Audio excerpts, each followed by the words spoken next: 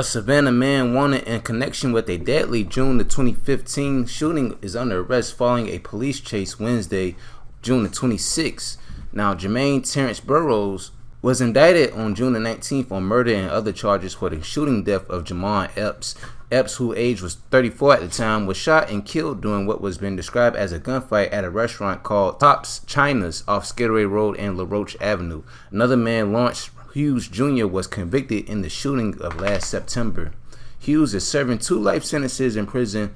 Now, on June 26, 2015, patrol officers were investigating the incident in which 2 parties began shooting at each other near a strip center at LaRoche and Skidaway Road just before 9 p.m., police say. Now, if you're not familiar with that strip, there's a lot of things in it. It used to be an Overtime in that plaza, but I believe Overtime has closed. So, I mean, that plaza is right across from Savannah State University. But anyways, police say bullets from the shootout had shattered the glass door at the Top China restaurant.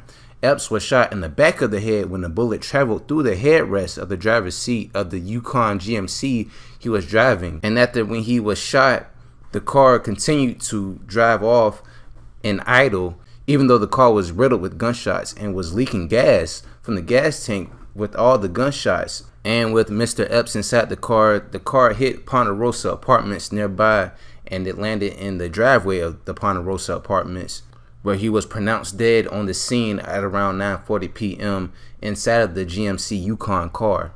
Now, to fast forward 4 years later, Savannah police say officers tried to pull Burroughs over at Habersham Street and Victory Drive Wednesday on June 26th, but he fled.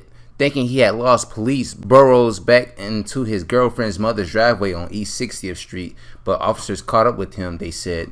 Burroughs then ran away on foot but was taken into police custody. So RIP Mr. Epps, aka Lil Wali. And it's crazy because the shooting death happened exactly 4 years ago from his arrest date, in which he was arrested for the actual murder.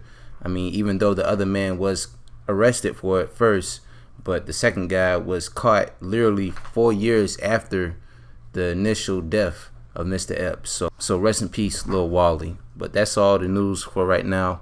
Any other updates about anything I talked about this week, I'll let y'all know as well. But that's it. Stay blessed.